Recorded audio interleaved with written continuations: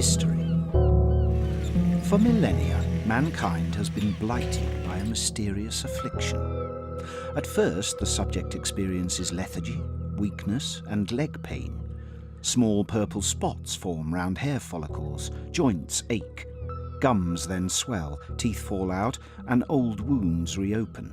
Finally, the victim bleeds through the skin and dies from cardiac failure.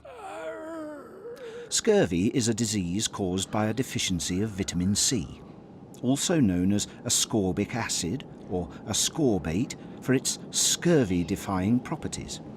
Vitamin C's primary role in the body is in the formation of collagen and cartilage. Its absence causes the body to come apart at the seams. Scurvy is found early in the historic record.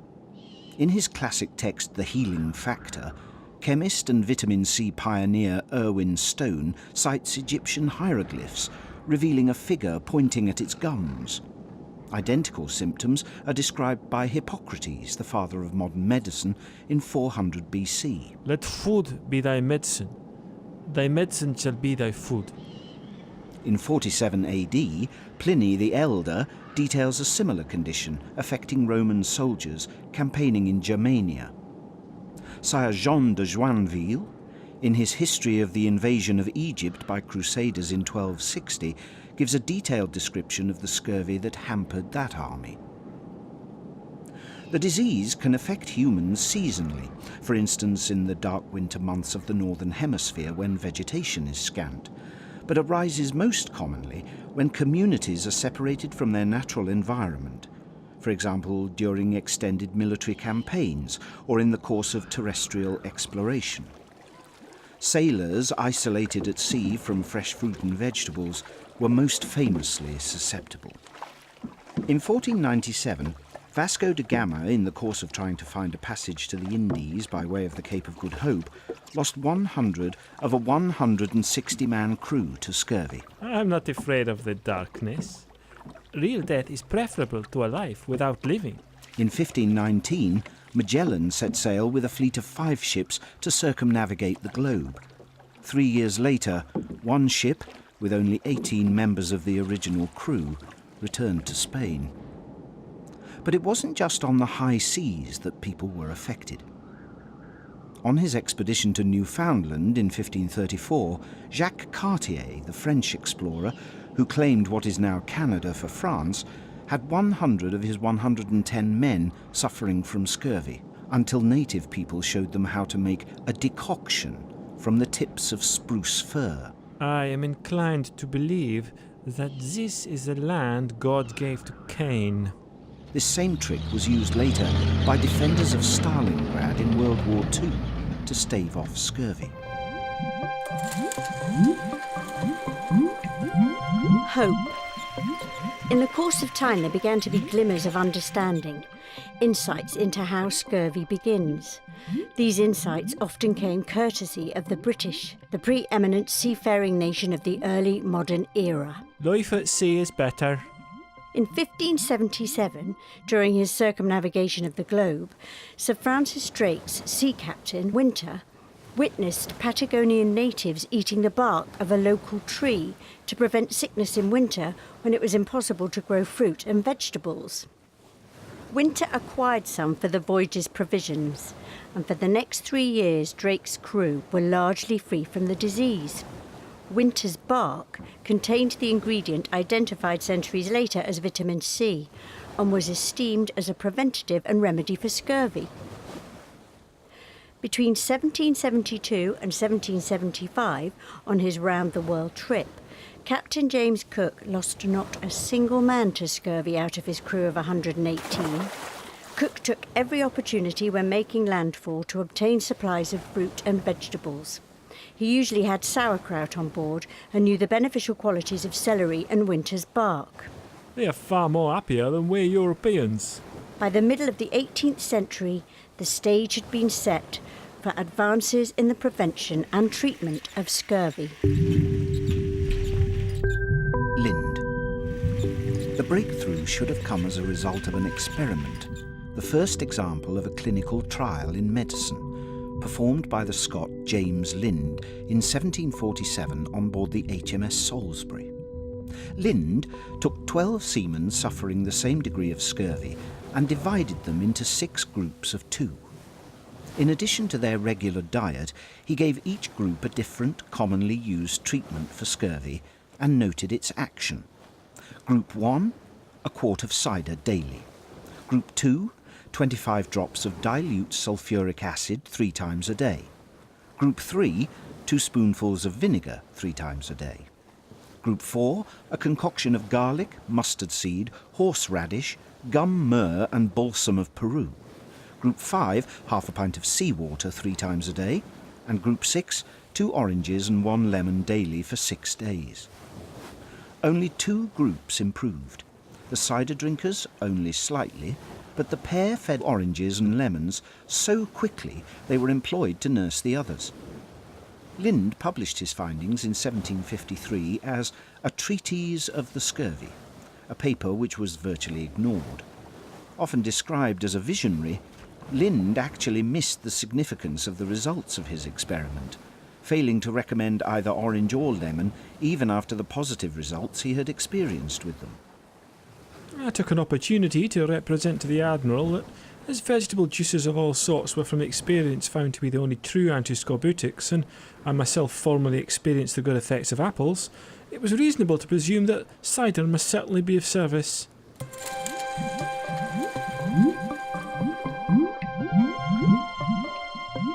Lemon juice.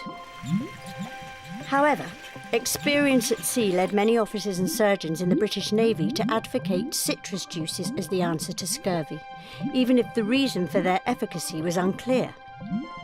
On the insistence of Rear Admiral Alan Gardner in 1794, lemon juice was issued upon a non-stop 23-week journey aboard the Suffolk to India. The daily ration of 2/3 of an ounce was administered in grog and contained nearly the minimum daily intake of 10 milligrams of vitamin C. Astonishingly, there was no serious outbreak of scurvy. The following year, also influenced by the results of Lind's trials, the Admiralty ordered that lemon juice be issued routinely to the whole fleet. This simple regimen of lemon juice wiped out scurvy in the British Navy. Its adoption caused the birth in the 1850s of the derogatory nickname for sailors in the British Navy, lime juicer. Confusingly, and of significance to the history, whilst it was lemon juice that was imbibed, lime was then the generic word for both lemons and limes. The etymology can be traced from a Middle English customs document from 1420 as limon. This derived from the 12th century French limon, meaning citrus fruit, which in turn came from the Arabic laymun, the generic term for citrus fruits. Lime juicer was later shortened to limey and was used by locals to refer to British immigrants in Australia, North America, New Zealand and South Africa. Previously, seagoing fleets had to be relieved every 10 weeks by a fresh crew. Naval officers of the time asserted that the Discovery was equivalent to doubling the force of the British Navy. In the instance of Nelson trying to break Napoleon's power, English ships were able to maintain continuous blockade duty, laying off the coast of France for months at a time without needing to relieve the men. Bonaparte has often made his boast that our fleet would be worn out by keeping the sea. Were it not for the Discovery, French flat-bottomed invasion barges may well have crossed the English Channel. Confusion. Right into the 20th century, confusion reigned. Given both the difficulty of sourcing Mediterranean lemons and the fact that both lemons and limes were referred to as limes, in 1850, after 55 years of almost no scurvy, the British Navy substituted lemon juice with West Indian lime juice. It was believed that it was the fruit's acidity which was the source of its tonic qualities, and that the West Indian lime, being more acidic, would prove at least as effective. However, not only was the lime juice served as a rob, boiled in copper pans, greatly reducing its antiscorbutic qualities, a lime has roughly a quarter of the ascorbate of a lemon. In 1875, an epidemic of scurvy broke out on Sir George Nares's expedition to discover the North Pole. It perplexed the Admiralty that a previous expedition in 1850 had spent 2 years, albeit in great hardship, without scurvy. That expedition had used lemon juice. Polar explorers' subsequent suspicion about antiscorbutics was only heightened when the Jackson-Harmsworth expedition of 1894 to 1897, a party carrying no lime juice but eating large amounts of fresh polar bear meat, remained in good health. Fresh meat, especially if uncooked, contains a certain amount of ascorbate that the animal itself would have made in its body. The name Eskimo comes from the Cree Indian word uskipu, meaning he who eats raw meat. During the long winter, Eskimos depended upon the ascorbic acid content of raw fish or freshly caught seal meat and blood. Confoundingly, the crew left on board the expedition's ship, taking their lime juice and surviving on canned and salted meat, came down with scurvy. This led to the misbegotten Ptomaine theory, which overturned hundreds of years of progress by positing that scurvy was in fact caused by tainted meat.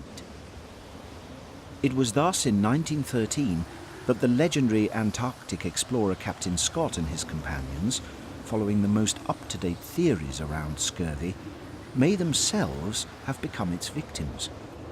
Historians believe that scurvy, not the weather, could have been the cause of that expedition's calamitous conclusion, in which Scott and his party of 5 died.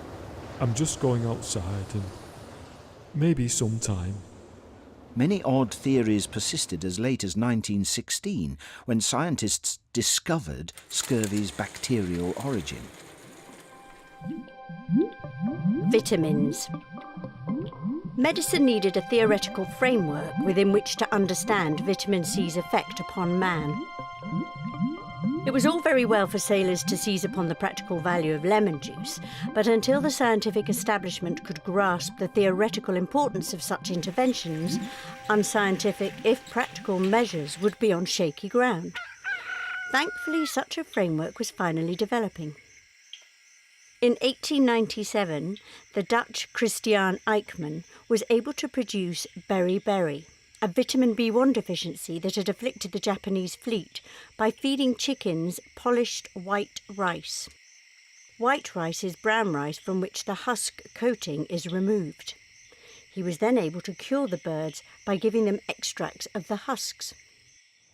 Building on Eijkman's work, in 1912 the British biochemist Sir Frederick Hopkins at Cambridge experimented with feeding rats and mice on purified diets comprised of just carbohydrate, protein and fat. The animals failed to grow and died young. Hopkins discovered that adding small amounts of milk, not exceeding 4% of the diet, allowed the animals to thrive.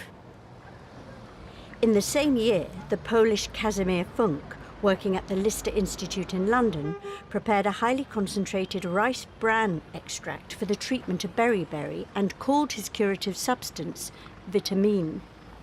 He also published his radical theory that beriberi, pellagra, scurvy and rickets were all deficiency diseases caused by the lack of some important specific trace factor in the diet.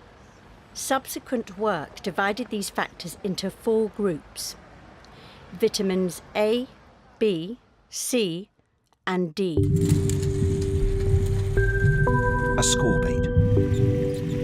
However, vitamin C's precise chemical composition was unknown until 1928, when Albert St. Georgi, an eccentric Hungarian biochemist at work in Hopkins' laboratory in Cambridge, isolated an acid from the cortex of the adrenal gland of a pig. Discovery consists of seeing what everybody has seen and thinking what nobody has thought. St. Georgi also discovered that this substance, which he crystallized into a white powder, was related to sugars and was present in oranges and cabbages. This was ascorbic acid, ascorbate, or vitamin C. In 1937, he was awarded the Nobel Prize in Physiology or Medicine. The theoretical framework of the vitamin finally gave the scientific establishment the rationale it needed. Beyond the fundamental components of a diet, carbohydrates, fat and proteins, seemingly minuscule elements of other substances were also vital. However useful this framework was in the adoption of ascorbate as a food supplement, finally eradicating scurvy, the seeming neatness of its structure may have caused further confusion, a confusion which opponents believe to be as total as the theoretical U-turn which sent the polar explorers of the 20s to their untimely deaths. These opponents believe that ascorbate does not fit the vitamin model. Proponents. In the wake of St. George's discoveries, Erwin Stone, a chemist working for the Wallerstein Company in New York, pioneered the use of the antioxidant properties of ascorbate as a means of protecting food against deterioration. By the 1950s, Stone's research on vitamin C had blossomed, and he'd become convinced that humans could benefit from much greater doses than were needed to treat scurvy. Vitamin C, he believed, was unlike other vitamins, and that it was not required in minute quantities, but much greater ones. The importance of ascorbic acid in many fields has lacked proper recognition due to the erroneous interpretations given it by the narrow confines of the vitamin C hypothesis.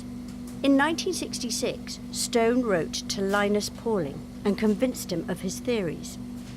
Linus Pauling was a titan.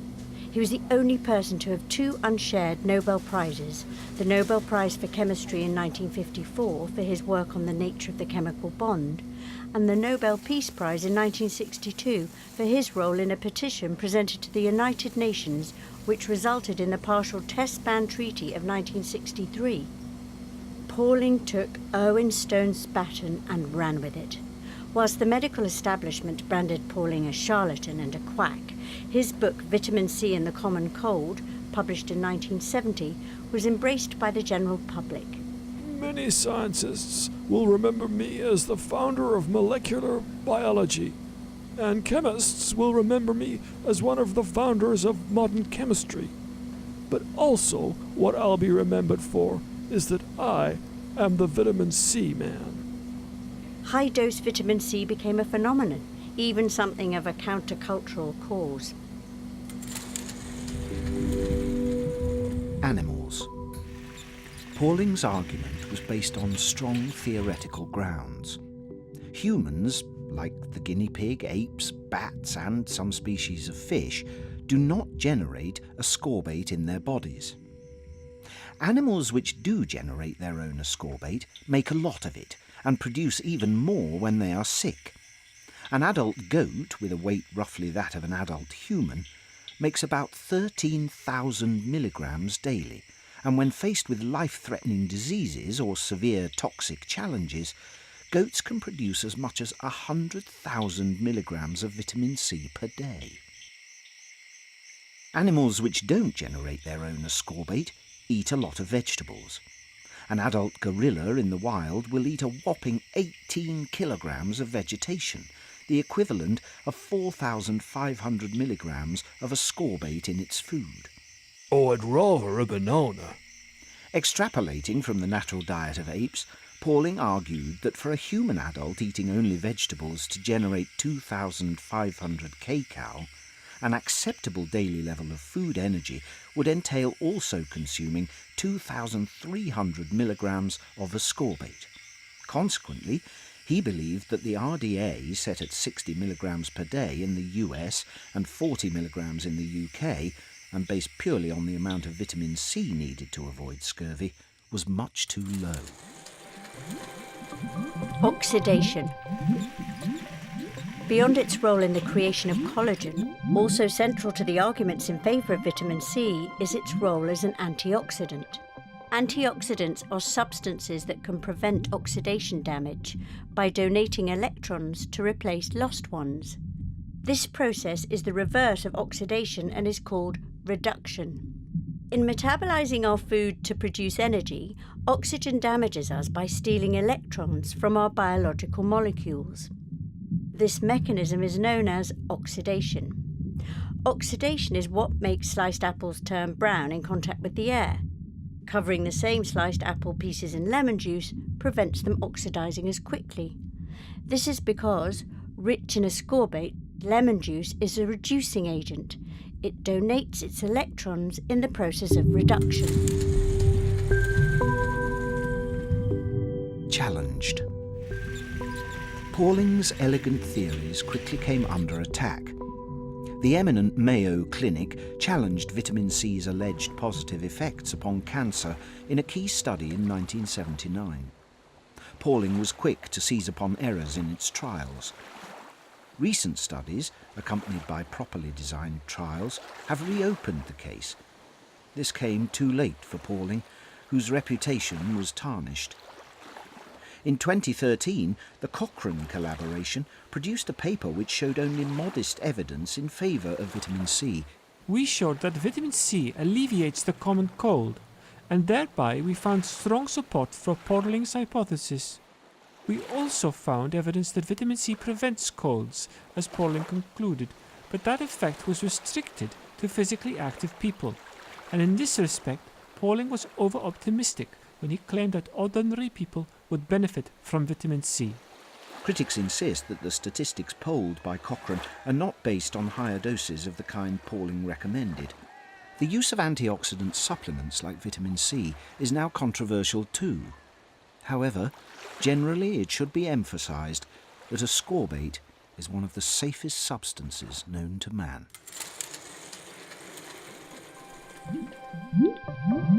Paradox.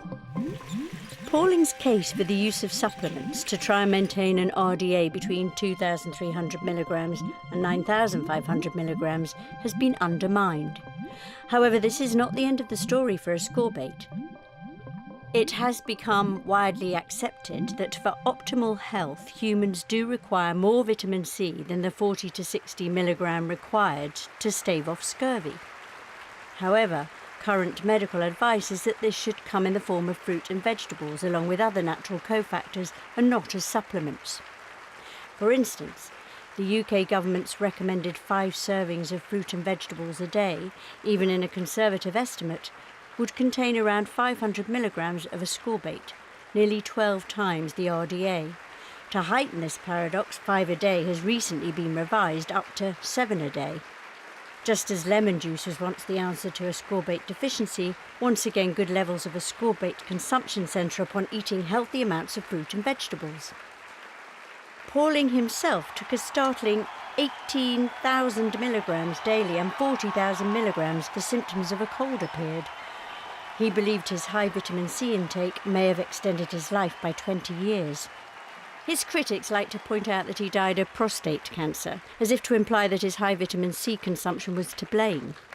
These same critics often omit to mention that Linus was 93 at the time.